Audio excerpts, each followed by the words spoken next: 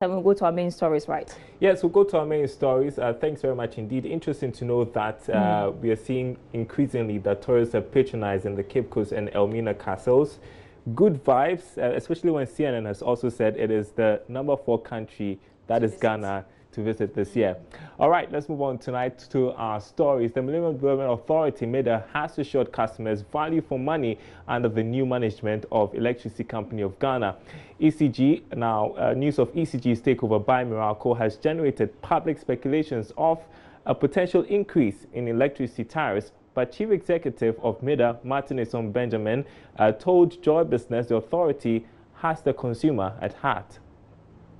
With just weeks for the takeover of ECG by Manila Electric Company, Meralco, the question of whether or not electricity tariffs will see a review has been triggered. The minority has already predicted a 60% increment in tariffs once the Philippines Electric Power Distribution Company takes over. The Northern Electricity Distribution Company, NEDCO, has also called for an upward adjustment in tariffs to help improve its revenue generation. Despite these, it might be too early to determine if the new management will indeed increase tariffs once operations begin. However, the Millennium Development Authority, MEDA, has assured that it will do its best to facilitate the best tariff for consumers. Martin Esom Benjamin is Chief Executive of MEDA. MEDA is not a policy director. We don't direct policy. We can facilitate arrangements that will make for better policies. We have a 5-year mandate. We can put in place all the arrangements that will help PRC to define the type of tariffs they should charge. They have the mandate. But they don't work in isolation. I think at the end of the day, they must also defer to government. So whatever tariffs, government reduced tariffs by 17%. We were not involved in it. We only heard it like you heard it. So the same way government can decide to accept PRC tariffs or not work with it. But I think there's harmony. And I think the two parties will come together and know that it inures to the benefit of Ghanaians. However it goes, we will be monitoring to know the outcome after the official takeover in February. For Joy Business, Karen Dodu. Now, the Abosokai spare parts dealers have attributed the low cost of spare parts in 2018 to low patronage. Earlier this year, government statistician David Combat cited transport fares and cost of spare parts as key drivers for the 9.4% inflation rate for December 2018. But co-chair of the Abosokai spare parts dealers, Clement Boateng, has, however, debunked this assertion, saying their contribution to the economy in 2018 was rather insignificant due to low sales. The acting government statistician David Combat early in the week revealed that the main price drivers for the marginal increase in year-on-year inflation for the month of December 2018 was transportation and increase in the cost of spare parts. Consistently, whether there's a price increase in there's a change in fuel price or not, the inflation rate for transport is always the cost of the increase in their rates. And spare parts, it's also one thing that has to be looked at. It's not fuel, but the car owners, transport operators would usually also increase their fares if they see that the cost of spare parts is going up. Joy Business, however, got in touch with the co-chair of the Abosokai spare parts dealers, Clement Boateng, who has a rather different opinion. According to him, cost of spare parts remained unchanged in 2018 due to poor sales. At least for the last quarter of last year, the exchange rate has been a bit stable. So I don't see the reason why we should increase our prices, because if you could bear with me, we have been complaining over last year that patronage of our goods was not the best and that people are not buying. So how then do we increase prices? So I don't know the basis that the GSS came out with that determination.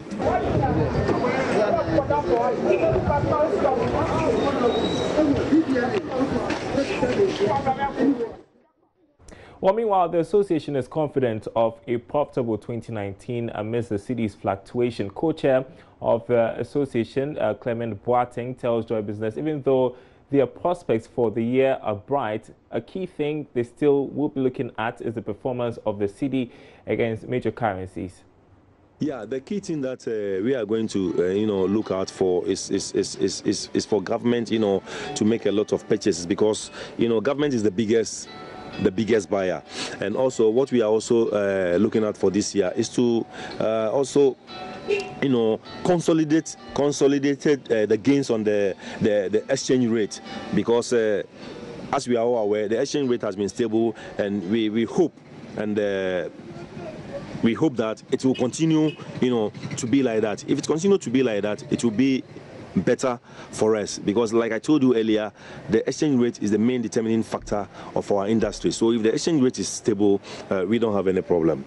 Yes, I know about that. Even last year it even went up to 5, but it came down. So I don't think it's a big deal. We have a very huge prospect in that.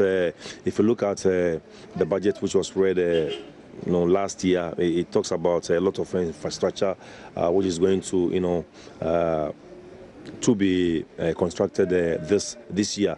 And when infrastructures are going to be constructed, definitely there are going to be a lot of purchases. And if you are also doing infrastructure, you cannot rule out transportation industry. So when it happens like that, we know there's going to be a lot of money in the system, and definitely we know the spare parts will also be purchased, and it will go a long way to boost our market. So we hope this year to be a very good one for us.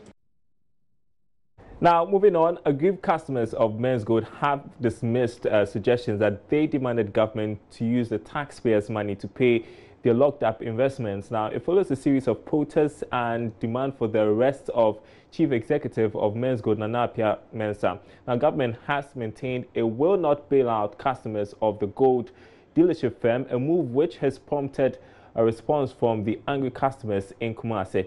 Prince Appiah has been speaking to some of them.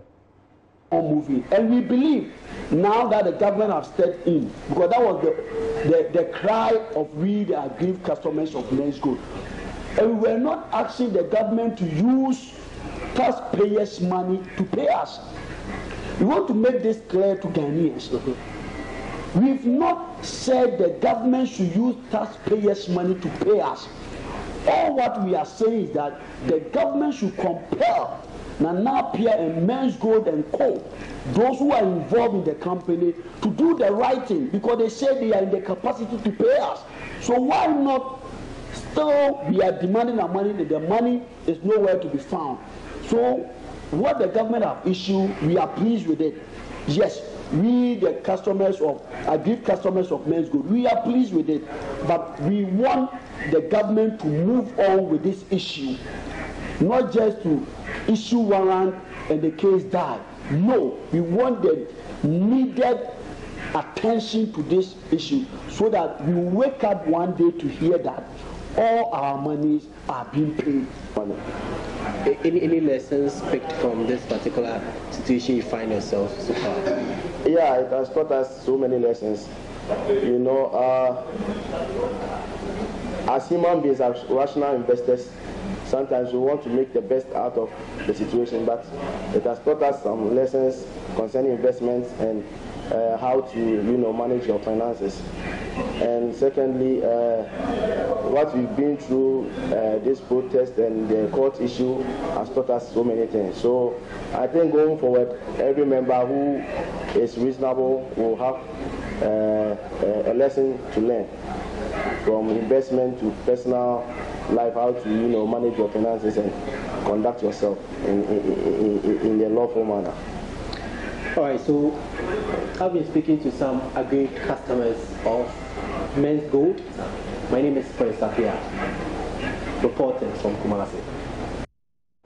All right, you're watching Business Live. We have plenty more to discuss right after this break. Stay with us.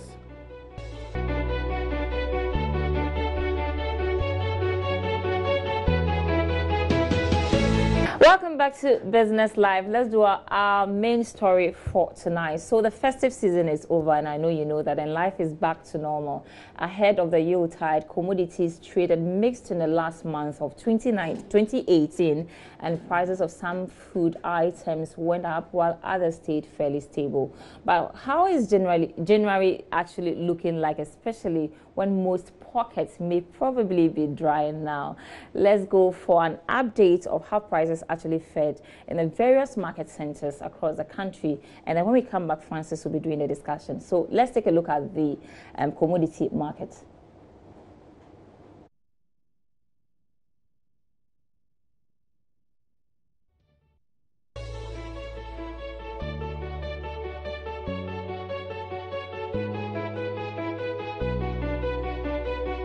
Was 186 and was recorded at Takoradi, with the lowest price of 100 cedis recorded elsewhere. And the average price for the bag of local rice was 1.47%, closing the month at 343.86 Ghana cedis. And the highest price was recorded in Accra, and the lowest was recorded in Tamale. So that's for local rice as well. And when we go to tomatoes, the average price for a crate of tomato dropped to 9 Ghana cedis, 34%. Okay, 9.34% to close the month at 388.33 Ghana cedis. And then the highest was in Accra, and the lowest was in Techima, closing at 280 Ghana cedis. So the price of the commodity continued to fluctuate week on and week after week, and it's expected that within the first week of January, which we are in right now, prices would increase and then drop again in the following week.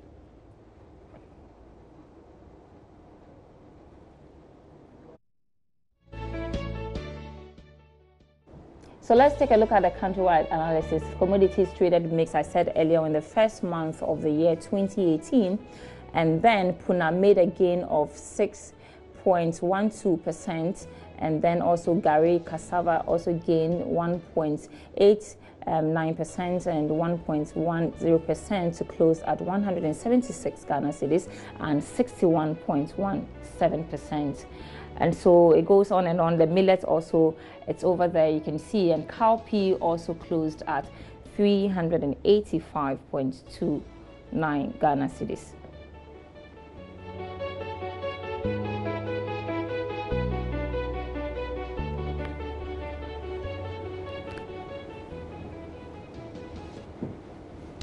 Okay, so let's do the discussion now. And Francis AJ Danso is with Isoko, and he joins me for the discussion. Happy New Year, and thanks so much for your time. Many happy returns. Okay, so Francis, how will you describe generally the performance of staples and other commodities in 2018?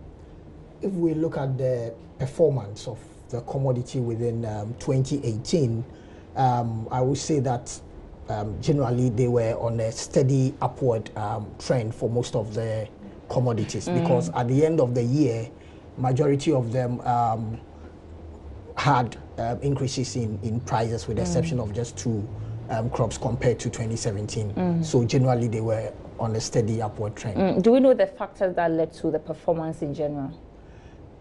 Most of the factors are factors that month in, month out, we do tell people about it.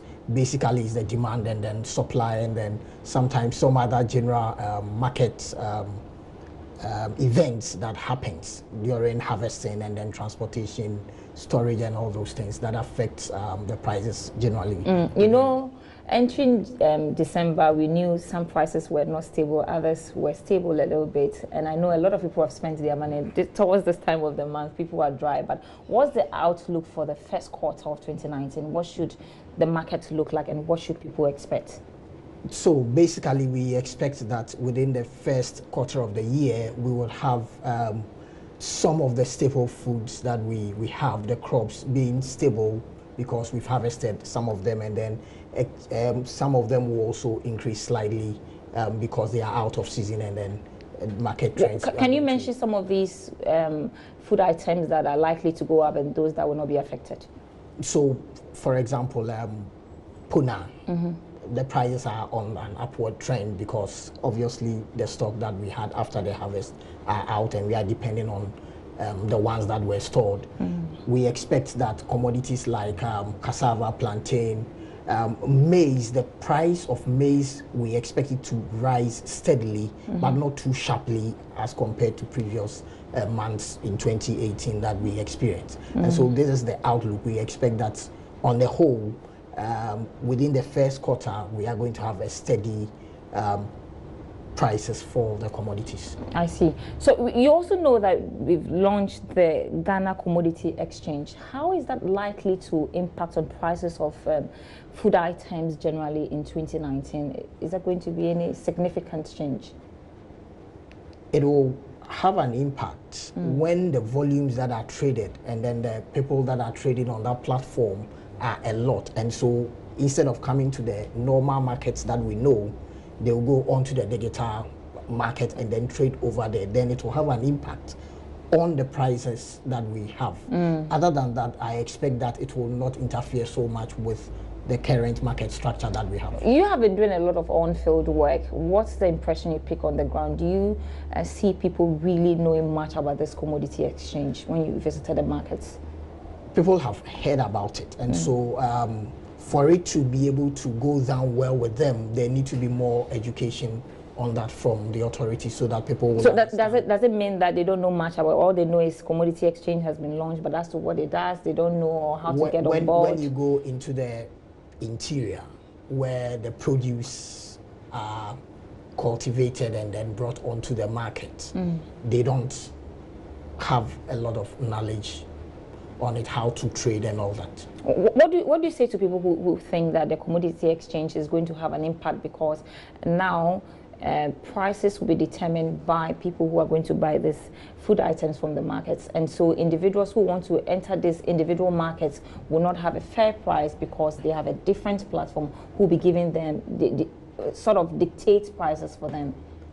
When you look at the structure of the exchange, you realize that you can do a lot more there when you have more volumes being traded on that platform. Okay. And currently, the volumes that are being traded are not so much as compared to the ones that are traded on the open market. And so to be able to have it drive prices, then a lot more volumes will have to be traded there, because those ones that will be traded there are going to be the high quality grains that are going to be traded on the platform.